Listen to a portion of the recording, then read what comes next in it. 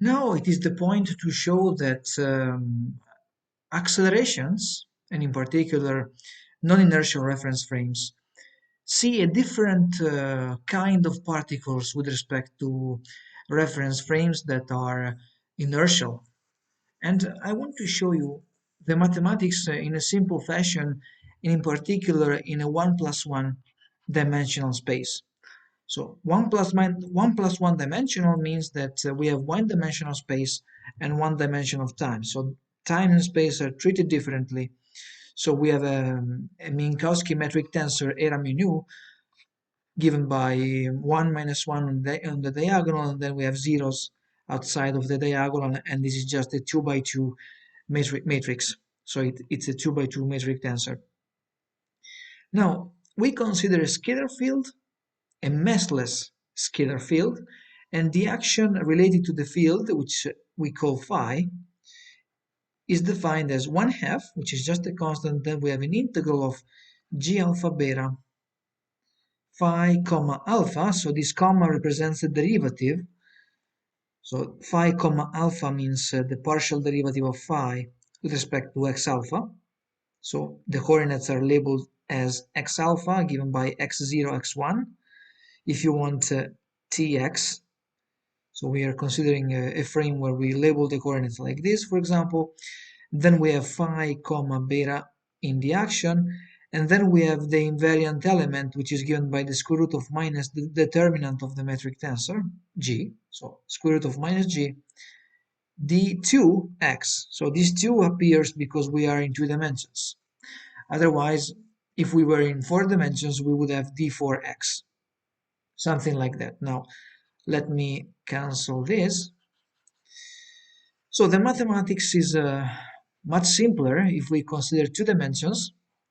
In particular, the action as an important symmetry that it wouldn't have if we were in 4 dimensions. And this symmetry is called conformal symmetry. Conformal. So what does conformal symmetry mean? It means that if we take the metric tensor g alpha beta and we make a transformation to g bar alpha beta, and this g bar is defined as some function omega squared, so we call it omega squared for the sake of convenience. It is just a function which depends on the coordinates x gamma, let's say, and this function multiplies the original metric tensor g alpha beta, which is also a function of the coordinates. But this is called a conformal transformation because we are simply scaling by means of this scaling factor. We are scaling the original metric tensor, and this becomes our new metric tensor. We can show that by doing such a transformation in 2 dimensions, this action remains invariant. Why is that? Well, let's see that. In particular, the determinant, square root of minus g, becomes square root of minus g bar, which is given by omega squared square root of minus g. So it's simple.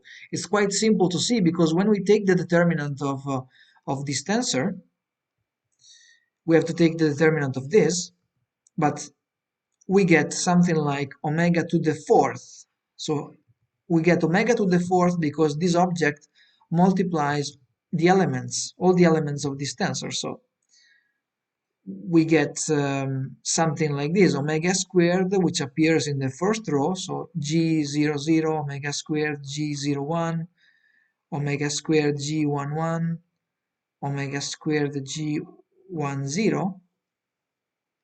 It's easy to see that when you take the determinant, you have to multiply this by this, so you get omega to the fourth g00, g11, minus, and then you get omega squared times omega squared, so you get another factor of omega to the fourth times g01 and g10. So you get the idea.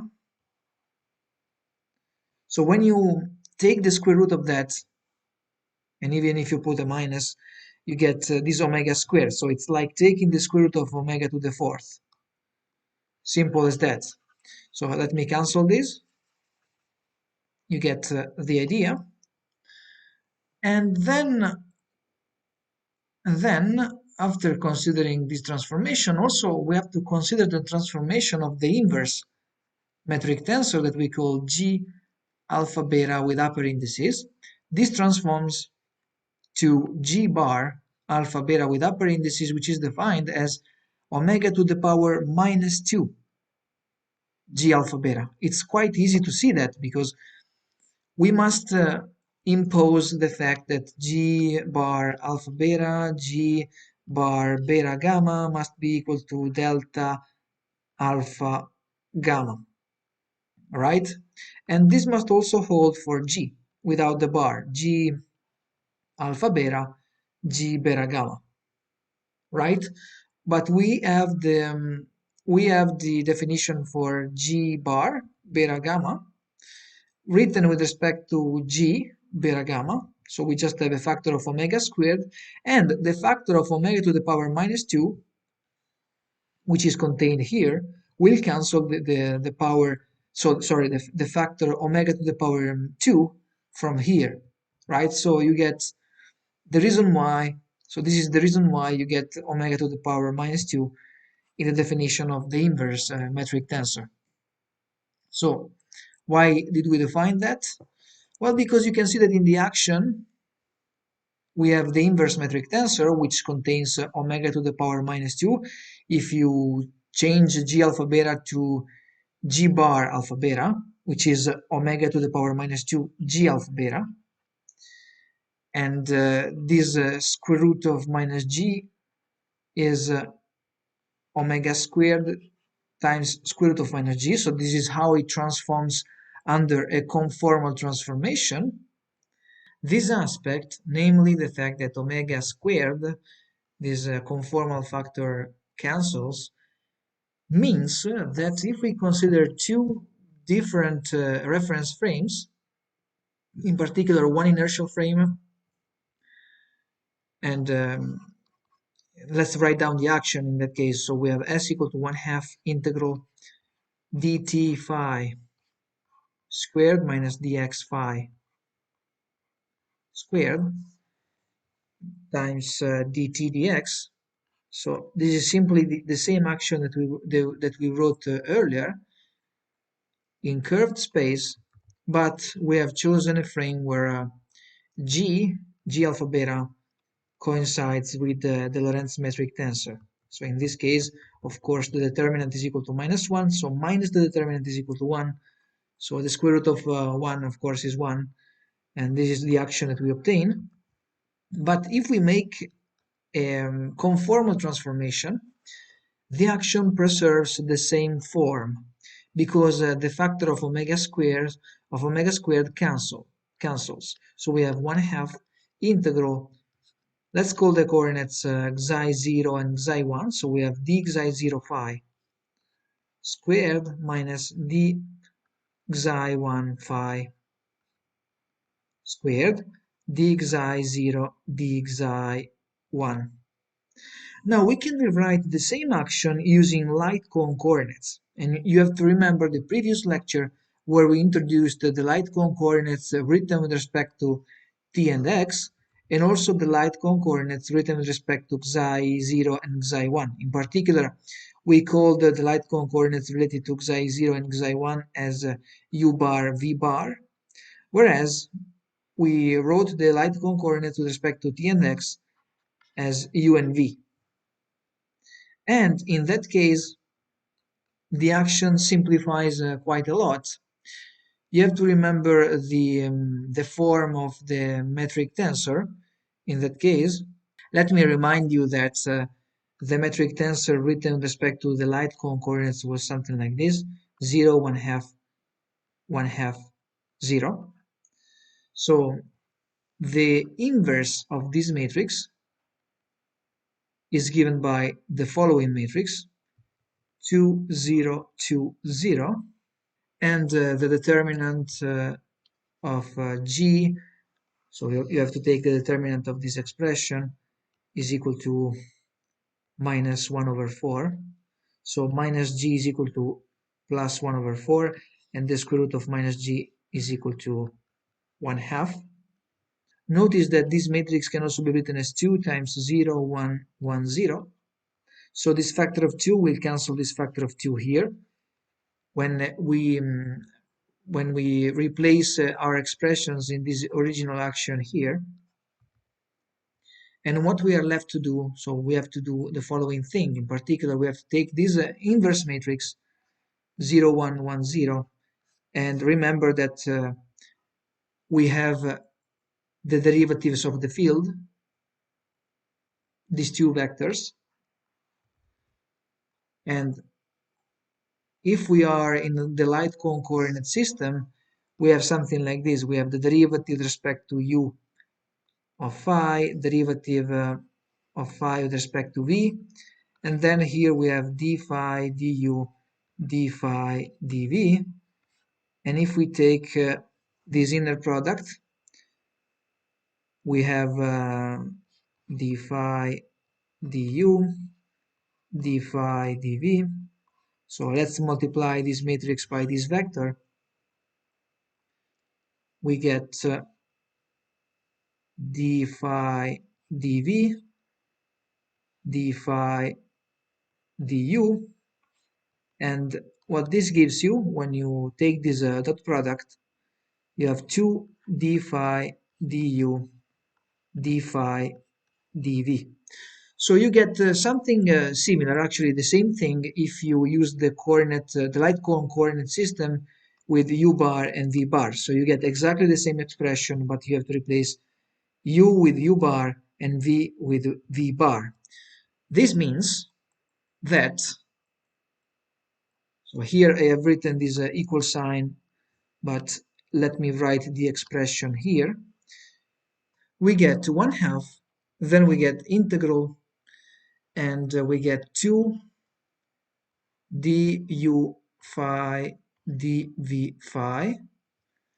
Then here we have the Jacobian of the transformation from t and x to u and v times du dv. And then similarly, you can do the same if you transform xi0 and xi1 to u bar v bar. You get exactly the same thing, 2 du bar phi dv bar phi. You have another Jacobian, let's call it j bar, du bar dv bar. And for example, let's consider this Jacobian here. So remember that u and v can be defined in terms of t and x, or vice versa. So for example, u was equal to t minus x and v was equal to t plus x, or t was equal to u plus v over 2, and x was equal to v minus u over 2. So we need to find this Jacobian, which is so the Jacobian here would be the Jacobian of the transformation from t and x to u and v, in particular the absolute value of the determinant of that matrix. So let's write it like this. So we have to differentiate these expressions.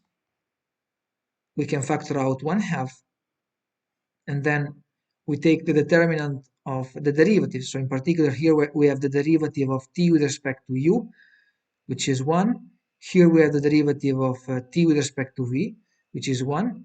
Here we have the derivative of x with respect to u, which is minus 1. And here we have 1, which is the derivative of x with respect to v. When we calculate the determinant, what we get is 2 divided by 2, which is equal to 1. So this Jacobian is equal to 1. And in a similar fashion, you can find that j bar is also equal to 1. Now that we have written the action in this form or this form, we can find the equations of motion, the field equations if you want, and they are quite trivial. For example, you can So you in principle you have to take the variation of the action, and once you do that by integrating by parts, it is quite easy to see that the field equations will be the following equations: du dv phi equal to 0 and du bar dv bar phi equal to 0. And such equations have simple solutions. In particular, this function phi, thought as a function of u and v, is given by a sum of a function a which depends only on u plus a function b which depends only on v. It is quite easy to understand that this is a solution to this differential equation because, for example, if you take the partial derivative with respect to v, you only have to take the derivative of this because derivative with respect to v of this function is 0. And then when you take the derivative with respect to u, of course, since this function is independent of u, you get 0. So you get two arbitrary functions. These are arbitrary functions that are to be considered as independent of each other. And you can write them as a linear superposition of frequency modes. So you can expand them in some kind of Fourier series. And similarly here, you can think of phi as a function of u bar and v bar. And this would be given by some function a bar of u bar plus some function b bar of v bar. And if you remember also the previous video, the previous lecture, we found the relation between u bar and u and v bar and v. So there is a relation between them, but you have to remember that it's as if we are taking a look at the solution from a different perspective because u bar and v bar are still related to the non-inertial frame because u bar and v bar are related to xi 0 and xi 1, which if you remember was the moving frame because xi 0 was equal to tau and xi 1 was equal to our coordinate in the moving frame. We could label it as x bar, whatever. But for example, the object that we were considering at the origin was x bar equal to 0 because it was at the origin and its time component was tau. But in general, for a generic object that you consider in the moving frame, you have x bar and tau, whereas in the fixed frame, you have t and x, right? And t and x are related to u and v. So we are using such light cone coordinates because the solution is quite simple to write down. And the solution of the field equations, which describes the motion of our system, is given by such equations here. And for example, we can expand our function a of u like this. So we have a of u written as a superposition of some modes. So we have the modes which are functions of u, e to the minus I omega u, where we think of omega as a positive frequency, a positive energy, positive frequency mode. And remember that u can be written as t minus x. So this is also known as a right moving mode. A right moving. Why right moving? Because if we fix the phase of this complex exponential, which intuitively means that it's as if we are on the wave, on this wave, so this represents a wave. If we fix the phase, we let time elapse, and in order for the phase to be fixed, we need to increase the coordinate x. So if time goes by, x must also become positive and it must increase, right? So this means that the wave is moving to the right.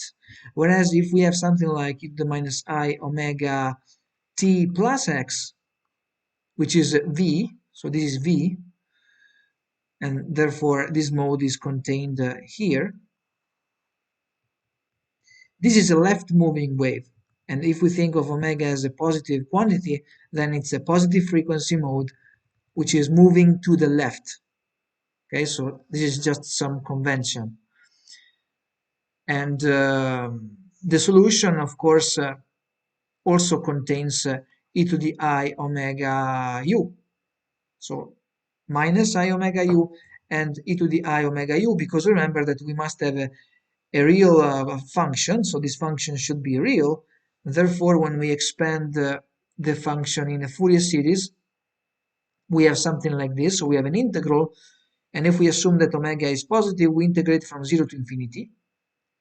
D omega, then we get a factor of 2 pi, and we also get 1 over 2 omega here. If you remember from quantum field theory, when we do integrals in quantum field theory, we get something like this. So in a three-dimensional space with one dimension of time, we get some integrals d3k. So this k here would be the wave vector which generalizes this omega. Here we are in one-dimensional space, but here, or in quantum field theory in general, we consider three dimensions of space. We divide this by 2 pi to the third power, and this factor simply is reminiscent of Fourier transforms.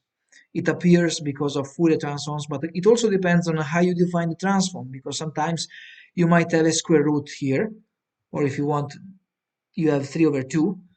It depends on how you define the transform. So it might differ depending on how you normalize all your functions and whatever. But if we stick to the usual normalization conditions that we used also in the quantum field theory course, we have something like this, and then here we get a factor of 1 over 2 omega. This omega here was defined like this. It is given by the square root of the mode of this vector squared, so we can write it as k squared, plus the mass of the field squared. So if the field is massless, omega coincides with just the mode of k, or the square root of this k squared, if you want. And why is this denominator important? Well, because if you remember from quantum field theory, we have to integrate over an invariant measure. So this omega here serves to make such a measure invariant. Now, if we return to this function a of u, this mode is multiplied by some constant, which we call a hat minus omega. Then we also have the other mode e to the plus I omega u, a at plus omega. So this is just a, so we define this other constant a plus omega. And by imposing the fact that a of u is a real function, you can find the conditions on these coefficients to be satisfied in such a way that the imaginary part of this integral vanishes. But I will not touch upon this now because it's not important for now. And once we quantize the theory, such objects here become operators, and they will have to satisfy some commutation relations. According to what we said here regarding this function a of u, we can also write phi, and we will put a hat here to denote the fact that we are considering operators now here. Phi can be written as an integral from 0 to infinity d omega divided by 2 pi 1 over 2 omega. And then, of course, we have this expression, so e to the minus I omega u a hat omega minus plus e to the I omega u a hat omega plus. Remember that you also have this b of v, which can be written in a very similar fashion, but you have left moving modes instead of right moving modes. So this is right moving because we have t minus x, and in the left moving mode we have t plus x. So I'm going to rewrite it like this. We have plus left moving, and the left moving modes can be treated separately from the right moving modes because they are independent according to what we said. But there is also another way of writing down this function, because remember that we can think of phi also as a function of u bar and v bar, and we can write we can write the function as a bar plus b bar. And in that case, we are going to see different frequencies. So we are not going to integrate over omega, but we are going to integrate over capital omega from 0 to infinity divided by 2 pi, and then we have 1 over 2 omega e to the minus I omega u bar. And here we have different operators. So we have b hat omega minus plus e to the I omega u bar b hat omega plus, and also you have the left moving modes here that I'm not going to write. We are going to base our considerations only on the right moving modes. When we quantize the theory, the commutation relation between the operators a hat minus omega, a hat plus omega prime, this is given by 2 pi times 2 omega delta of omega minus omega prime, so this delta is the Dirac delta, and we have derived such commutation relations in the course on quantum field theory. In particular, when we have 3 dimensions, this factor of 2 pi becomes 2 pi to the third, which is related to what I said earlier, and this Dirac delta will be a 3-dimensional Dirac delta, whereas in this case this is just a 1-dimensional Dirac delta because we have one spatial dimension. And similarly, we have the commutation relation between b hat minus capital omega, b hat plus capital omega, which is given by 2 pi 2 capital omega delta of capital omega minus omega prime. And such operators implicitly define two different types of vacuum. So a hat minus omega annihilates some vacuum that we call 0 sub m, where m stands for Minkowski, because remember that this function, written like this, contains u. U, together with v, was related to the coordinates t and x, which are the coordinates written with respect to the steel frame, and it was a Lorentz frame. So we have the Lorentz metric there, and this operator annihilates this Minkowski vacuum, this so-called Minkowski vacuum. You can think of this vacuum, the usual vacuum, as the usual vacuum in quantum field theory. So this is annihilated by this operator, and it is equal to 0. But we also have the operator b hat minus capital omega, which annihilates a different kind of vacuum that we call sub r, and this r stands for Rindler. And it is simply due to the fact that b is related to another frame which contains some features of gravity, because we have some curved space there. And this is the vacuum that we have in such a curved, quote-unquote curved frame of reference, curved space. We will dig deeper on this, and this is actually the important aspect of the so-called Unruh effect. The detector of the accelerated observer, and the accelerated observer, we can think of that as this one here. This observer reacts to the particles associated with the Rindler vacuum, which is this state here. The detector remains unexcited only if the quantum field is in this state. But the Minkowski vacuum, which is this one here, is different if we view this kind of vacuum from the point of view of the accelerated observer. Because from the point of view of the accelerated observer, even the Minkowski vacuum contains particles, and this is indeed a manifestation of the Unruh effect. And we will dig deeper, as I said, so this is just the starting point.